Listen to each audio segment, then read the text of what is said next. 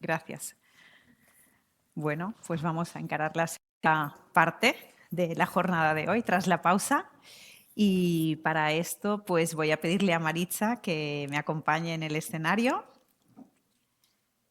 Mientras tanto, os la voy presentando. Vamos a hacerle una entrevista que hemos llamado Construyendo confianza digital, calidad, datos, ella al servicio de las personas.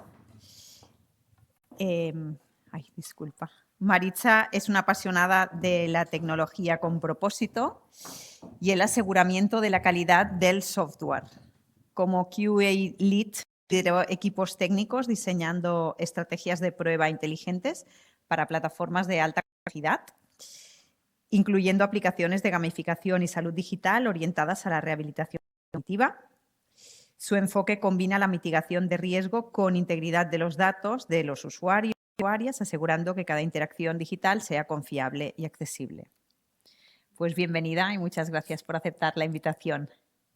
Gracias a ti. A ver, por abajo. A ver si se te escucha. Hola. Sí. Primero, buenos días a todos y todas.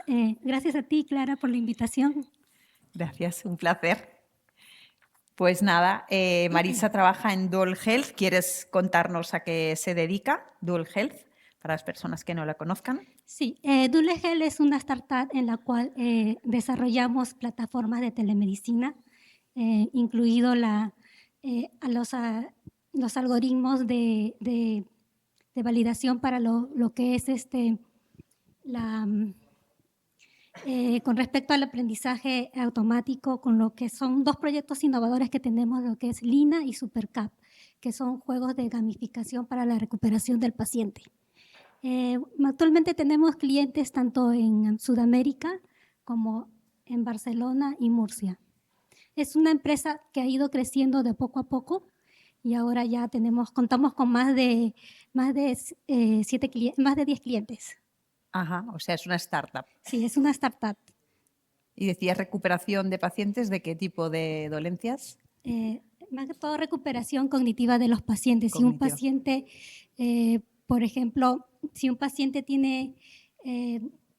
está recuperándose, por ejemplo, de una enfermedad de apnea de sueño, mediante Dual Health, mediante nuestra plataforma, el médico configura formularios en el cual le hace preguntas al paciente para ver cómo va su recuperación.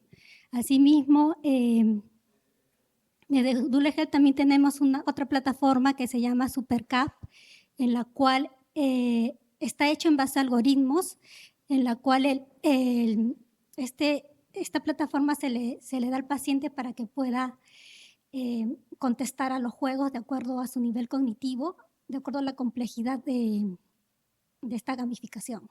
Ajá, ok, interesante. Y entonces, pues, para empezar, ¿no? Comentas que tu carrera se ha desarrollado en torno al aseguramiento de la calidad del software. Para aquellas personas que no estén familiarizadas con este ámbito, dinos exactamente lo que hace una QA Lead y por qué esta función es tan estratégica. Bueno, aquí muchos piensan que el QA es el que encuentra los fallos al final del producto software. Pero en realidad no es así. El QA juega un rol estratégico, ya que conecta tres lados importantes. Uno es el negocio, los equipos técnicos y el otro es la experiencia de usuario. Como rol de QA, nos encargamos de alinear los objetivos de la calidad con el negocio. A la vez, verificamos la calidad del código en los equipos técnicos y, por otro lado, nos encargamos que este producto software llegue al usuario final de manera satisfactoria, que el usuario se encuentre satisfecho del software. También este rol es estratégico también porque permite la mitigación proactiva de los riesgos.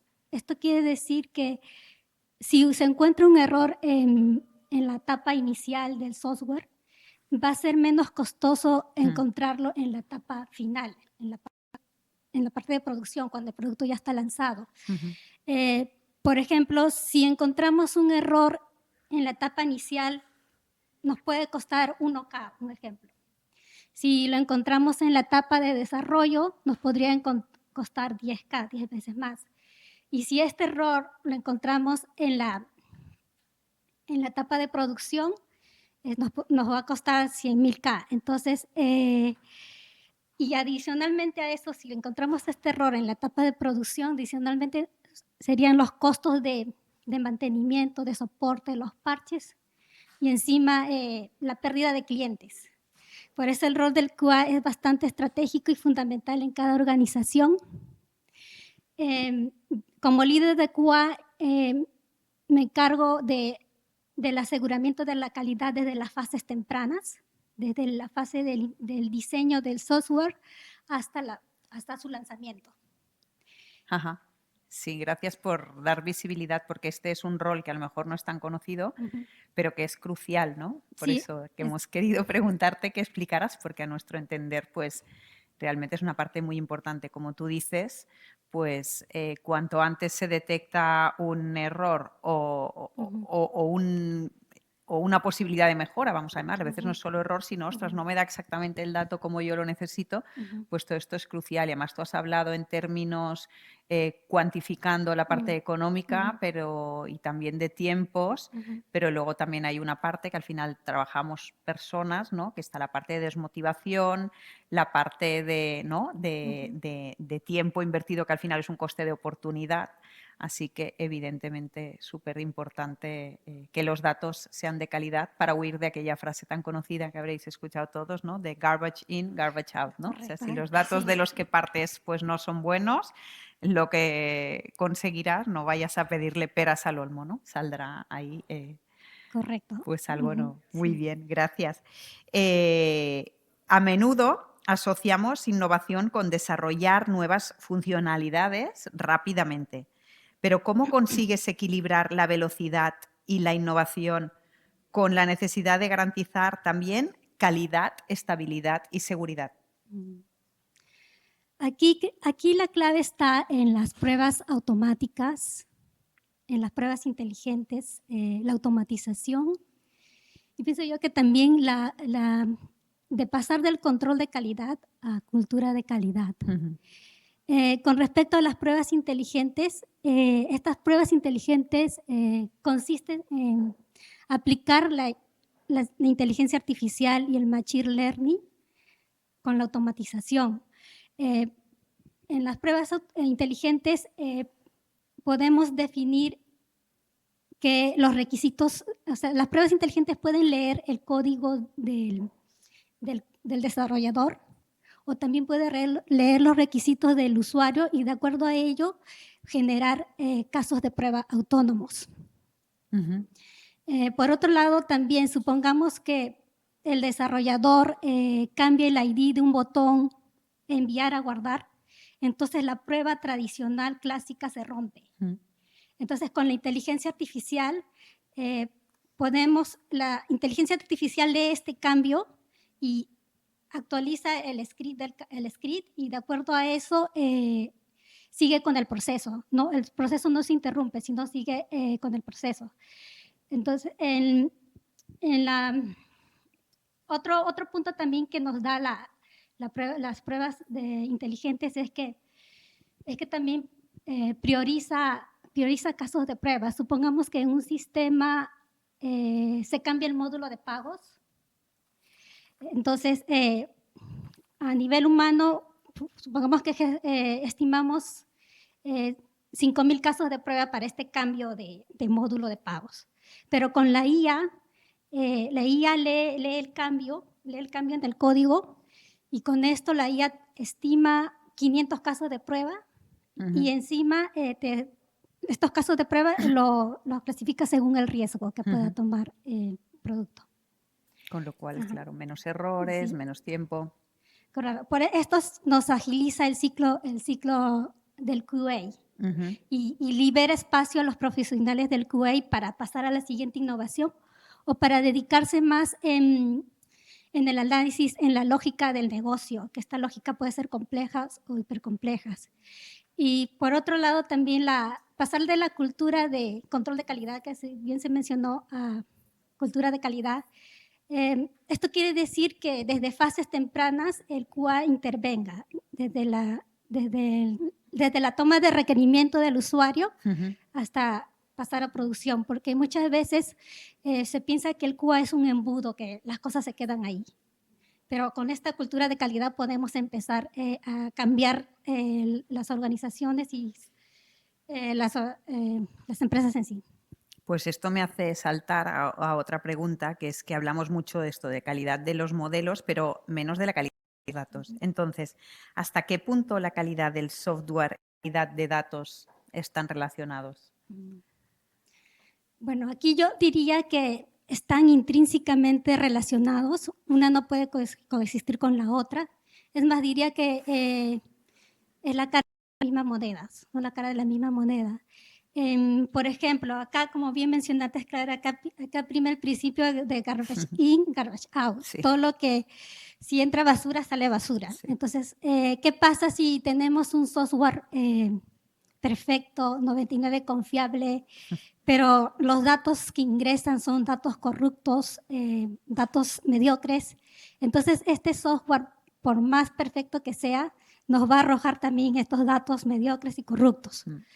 De la misma forma, si tenemos un algoritmo, un modelo de datos brillante que nos diagnostica, supuestamente, por ejemplo, que nos diagnostica el cáncer de mama, pero si el modelo de datos de este algoritmo tiene datos duplicados o tiene datos nulos o los datos están sesgados, entonces de la misma forma la predicción va a ser totalmente diferente, errónea. Muy bien. Hoy en día el rol del QA Lead también hace data testing, porque en mi experiencia me encargo también de hacer la calidad de datos, no solamente las pruebas de software, sino la calidad de datos, en el cual los datos tienen que llegar íntegros y que haya consistencia de datos. Por ejemplo, no podemos construir un software en el cual el campo edad pueda recibir números negativos. O una fecha con fecha histórica por decirte, de los años 800. Entonces, todo este input de datos tiene que ser pasado por la calidad del testeo y que estos datos viajen de forma consistente e integrada a la base de datos. Has mencionado, ¿no?, con el ejemplo que has puesto, ¿no?, de cáncer de mama, que en realidad esto es lo que un poco hace, ¿no?, pues que a veces hay algoritmos que permiten errores y otros que no. Cuando estamos hablando de la salud de las personas, evidentemente es lo más crítico que hay. Y entonces, en vuestro caso, hacéis la rehabilitación cognitiva, ¿no? Pero, ¿qué hace diferente desarrollar una tecnología para un entorno donde decimos, ¿no?, una decisión errónea, una mala experiencia de usuario puede tener consecuencias reales para personas? Ahí no nos podemos equivocar. El impacto se mide en otros términos. Bueno, aquí es bastante crítico porque desarrollar plataformas de telemedicina, de salud digital, en lo cual implica recuperación de un paciente, es crítico. No es como desarrollar un software de consumo masivo, un software común. Aquí, si el software falla, impactamos en la calidad de vida del paciente. Entonces, acá tenemos bastante en cuenta el diseño de los casos de prueba, que va más orientado a la accesibilidad. La accesibilidad común que ya tenemos, que es tamaño de fuente, grande, contrastes. Y también realizamos pruebas exhaustivas en cuanto a usabilidad. Porque, ¿qué pasa si un software tiene un flujo complejo? Entonces, esto hace que el paciente abandone su terapia. Entonces, acá también, como les decía al comienzo, validamos los algoritmos, que estos algoritmos se actualicen en tiempo real de acuerdo a la complejidad del juego y ya también de acuerdo a la capacidad cognitiva del paciente. Como líder de QA, mi función es asegurar que desde la fase inicial se cumplan los protocolos clínicos hasta la fase final del lanzamiento de productos, porque acá tenemos varios protocolos clínicos como es la GDP a nivel europeo, que es la privacidad de los datos. Exacto. Y como pues para continuar, ¿no? con esta reflexión, vemos, ¿no? que también en salud la inteligencia artificial se está incorporando a un ritmo muy acelerado. Entonces, desde tu experiencia, ¿qué riesgos deberían preocuparnos más? ¿Errores técnicos, sesgos, privacidad que ahora mencionabas? ¿O precisamente lo contrario, es decir, la excesiva confianza en tecnología? Acá diría yo que los tres son importantes, pero si tuviera que priorizar, primero sería el sesgo de los datos. Yeah. Porque, por ejemplo, históricamente se creía que el infarto cardíaco era solamente de hombres. Sí. Y existen muchas bases de datos, muchos estudios solamente para este género, que son hombres. Pero ¿qué pasa si nosotros entrenamos al algoritmo con estos datos para mujeres? Entonces, el algoritmo podría infradiagnosticar a la mujer, o sea, no podríamos utilizar esa misma data para el género mujer. Por otro ejemplo sería el de, también hay algoritmos que son para el estudio de las pieles blancas. Si entrenamos este dato para pieles blancas, pero ¿qué pasa si metemos una piel oscura? Entonces el algoritmo también fallará porque la piel oscura tiene otro tipo de enfermedades como el vitiligo. Y en el caso del ejemplo anterior, la mujer también tiene otros síntomas de infarto, otros síntomas para el infarto cardíaco. Totalmente. De hecho, soy consciente que esto daría como para una charla entera de los sesgos en el mundo de la medicina y la investigación, hablando con gente que se dedica al mundo de la investigación, incluso de la investigación en ciencia básica, ¿no? Pues bueno, ahora hay un proyecto que se está llevando a cabo del cual están arrojando resultados desde el BSC aquí con la doctora Marta Melé y su equipo, que están recaudando tanta información como nunca antes existía de grupos étnicos distintos en Estados Unidos y de varios de partes del cuerpo distintas precisamente para tener esto, porque efectivamente hasta ahora la ciencia se había investigado solamente en nombres y además de etnia caucásica, pocas investigaciones con personas de etnias, pues grupo asiático o subsahariano y demás, y por eso se encuentran, y por no hablar de mujeres. De hecho, tradicionalmente, y esto pues me lo han contado pues gente del mundo farma, como las mujeres, pues depende del momento del ciclo, pues tenemos percepciones distintas y fisiología distinta, directamente eran abandonadas de los estudios porque los hombres, que por lo visto también tienen ciclos, pero no tan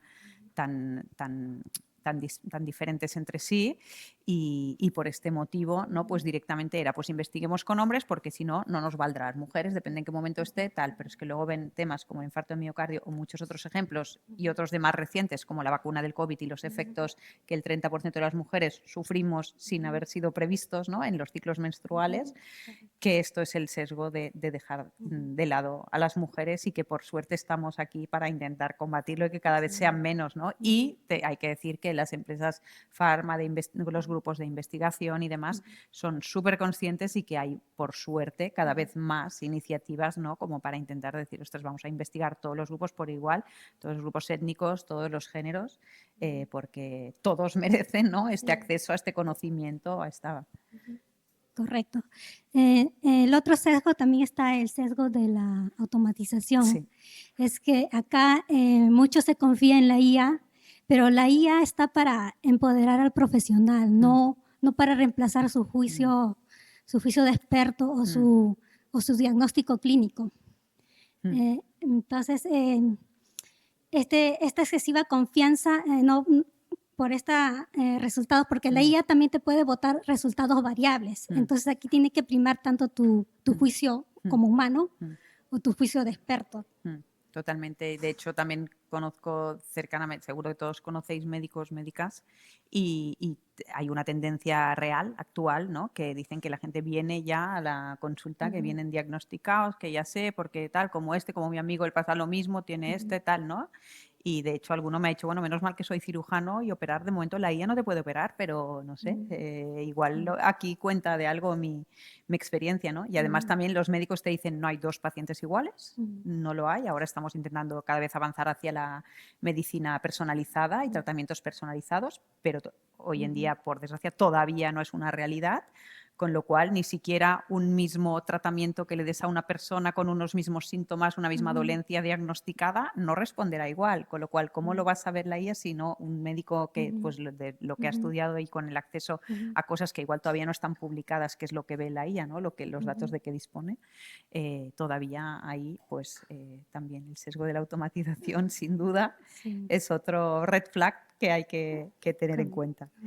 Y mirando al futuro, ¿no? Te preguntaría, ¿cómo crees que evolucionará el papel del QA en un mundo donde la IA también está empezando a generar código, como ahora decías, ¿no? Y automatizar pruebas y participar incluso en el desarrollo del software? ¿Cómo ves el futuro? El futuro del QA, pienso que es un rol que no va a pasar, no cambiará. Más bien, los QA nos convertiremos en los ingenieros de generar los marcos de confianza a nivel de las empresas.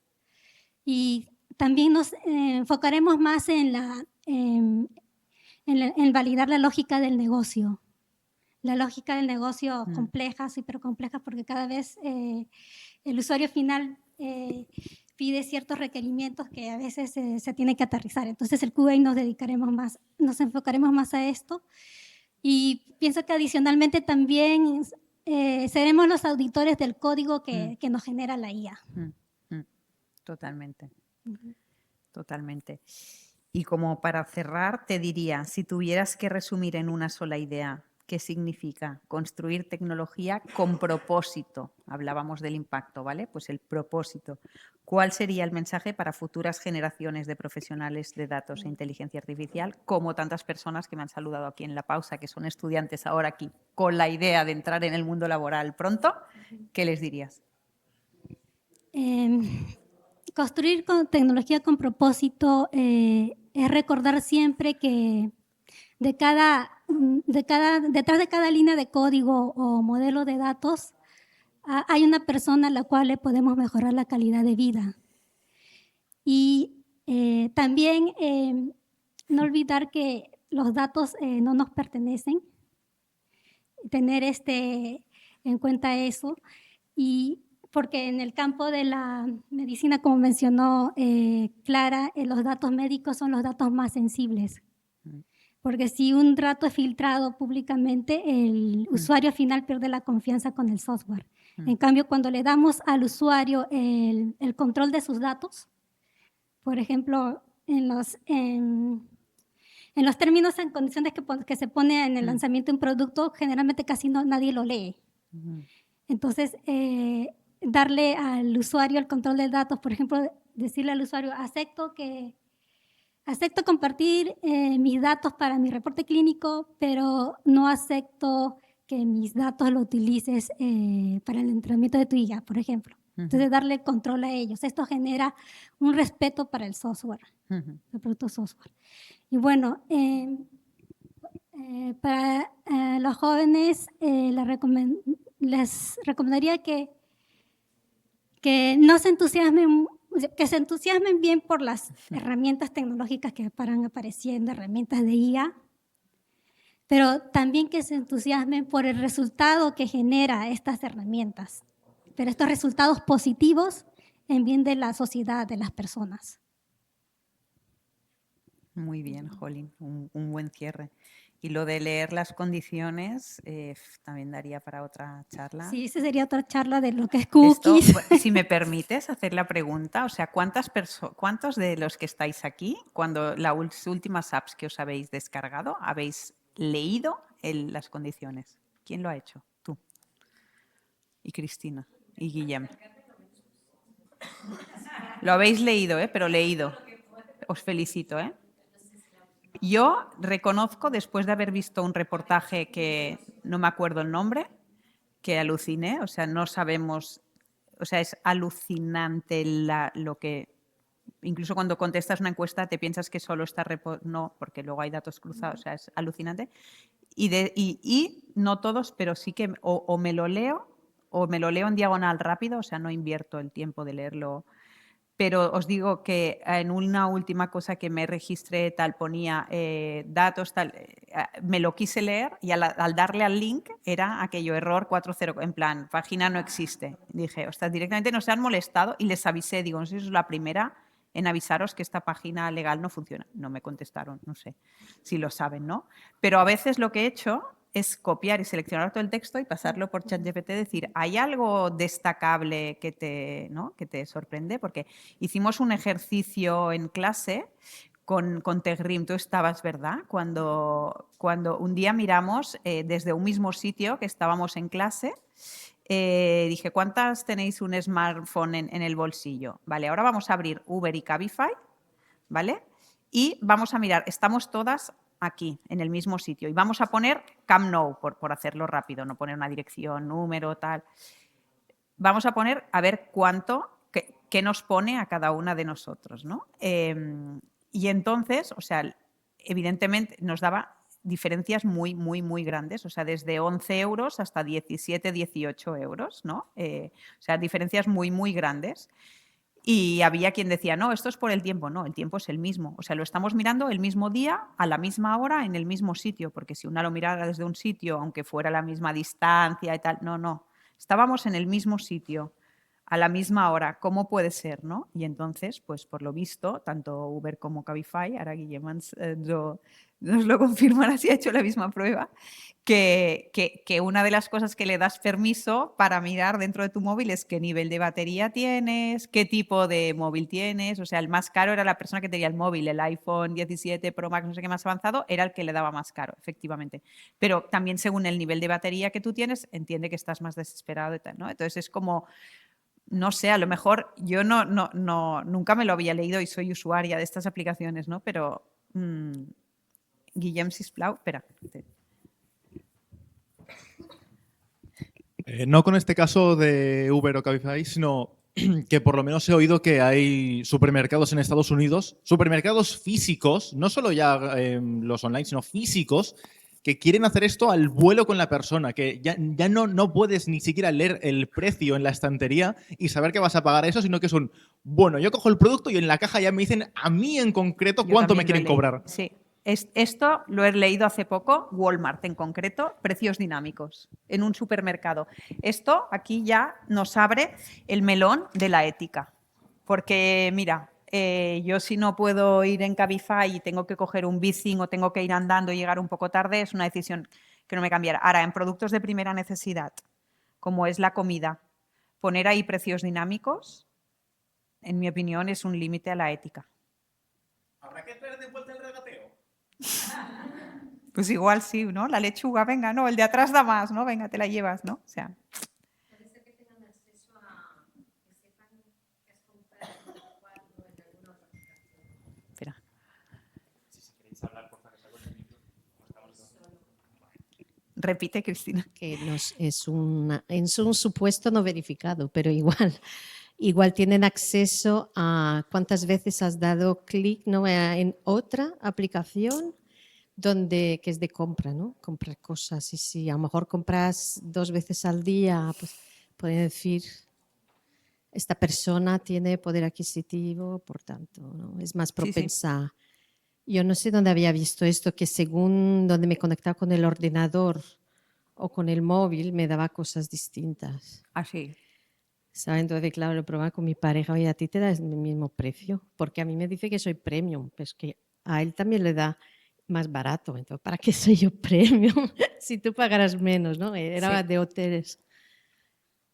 Bueno, en Yo hoteles creo que o por la hora, no, por varias Sí. cosas. Puede pasar. tuvimos en Madrid sentada en un panel interesantísimo una compañera que es Ana Kopka, que trabaja como Revenue Manager en Meliá Hotels Internacional. Podéis luego ver la charla cuando la colguemos, súper interesante. Y comentaba que no solamente ellos pues, ven una reserva de una persona, pero cruzando los datos de con qué tarjeta ha pagado. Si es una débito, una de crédito, una American Express, lo que sea. En qué momento del día, del uso horario de la persona. Qué tipo de servicios contrata o no. Que también está, pues si es la primera vez tiene menos datos, si es una persona que ya saben pues que esta suele contratar el servicio de spa, el desayuno, bueno, alucinante la cantidad de información, pero ya no solamente leyendo datos pasados, porque esto sería fácil, ¿no? Sino que han adivinado que cruzando 2, 3 datos, pues las probabilidades de consumo, ¿no? de subir el ticket de este perfil. Y no dudéis que los supermercados con esto llevan años de ventaja y que cruzando datos el mundo del retail son bastante, van bastante por delante y sí, no lo dudéis. Marta. Recuperando un poco lo que decíais antes de las cookies, no sé si es el mismo documental Sí. que vi yo. Era increíble el hecho de tú aceptabas las condiciones sin mirarlas y, por ejemplo, en aplicaciones como Tinder o cosas así, aceptabas dar completo uso y disposición de tu imagen. Sí. Entonces, podían usar no su sé hasta foto. qué punto lo han hecho, ¿no? Pero, por ejemplo, decir... te ves una valla publicitaria con tu cara Sí. o un fondo de pantalla que es tu foto de Tinder o lo que sea. Y luego también el hecho de que aceptas eso, que tus datos sean tratados por terceros, pero luego es que esos terceros también venden esos datos a otros y al final es una cadena infinita que no sabes hasta qué punto, dónde llegan esos datos. Y bueno, veías cosas como que tú podías ir a las empresas para comprar base de datos y decías, no, es que yo quiero una base de datos de embarazadas o de gente que acaba de tener un bebé. Y dices, ¿cómo puedes tener una base de datos con esa información tan sensible? Era el mismo reportaje. Y sí, es que me parecía increíble, esa, yo flipé. No, es salud. O sea, yo creo que tiene que ser de obligado visionado de todo el mundo, o sea, porque no somos conscientes de lo que no somos genera. conscientes. Totalmente. Acá un punto. Con respecto a los datos,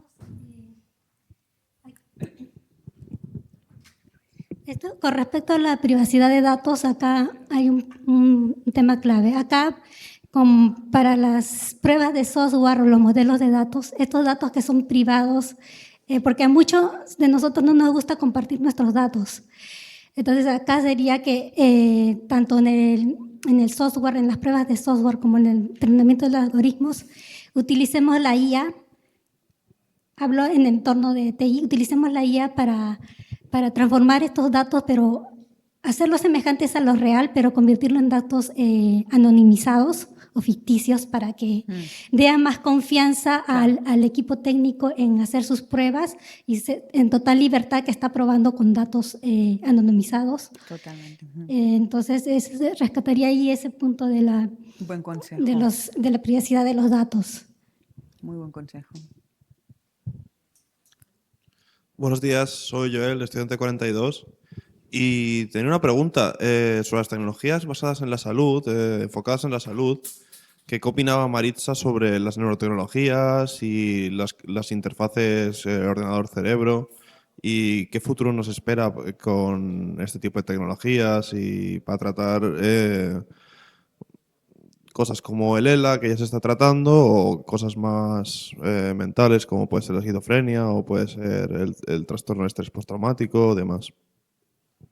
Bueno, con la IA, para estos tipos de diagnósticos o predecir enfermedades, pienso que sí nos espera un futuro, pero siempre y cuando que la data con el cual predizcamos un algoritmo, esta data no esté sesgada, que sean datas real, sin sesgo. Entonces pienso que la IA es un apoyo, pero no siempre, como decía hace un momento, esto no puede reemplazar nuestro juicio humano o nuestro criterio clínico. pero sí que es de mucho apoyo para el campo de la medicina, para las plataformas digitales, de salud digital.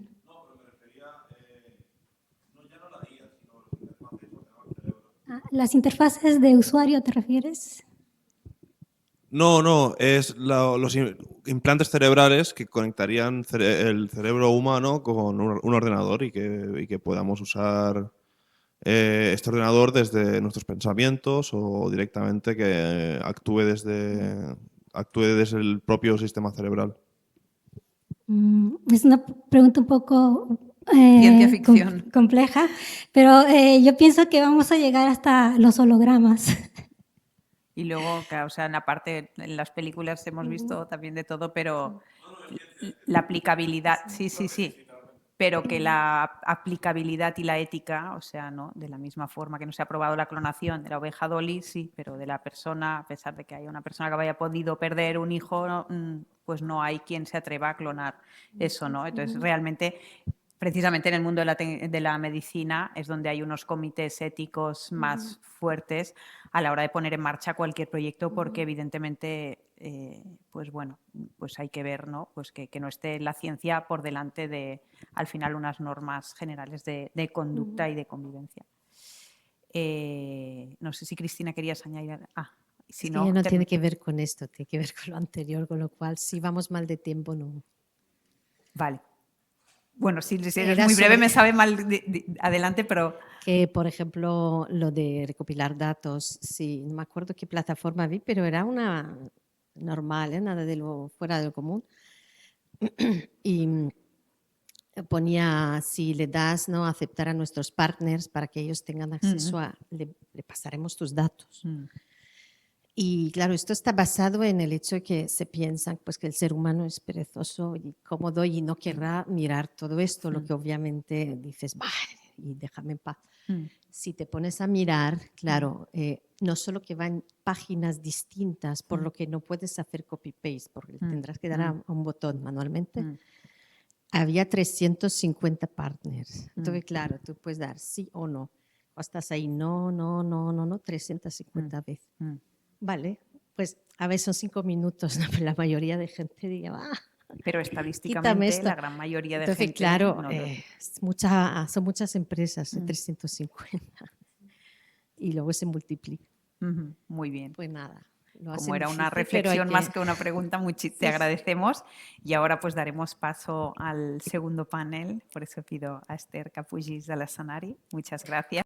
Y gracias, Maritza. Gracias. Ha sido un placer y se nos ha quedado corto escuchar toda tu experiencia. Gracias.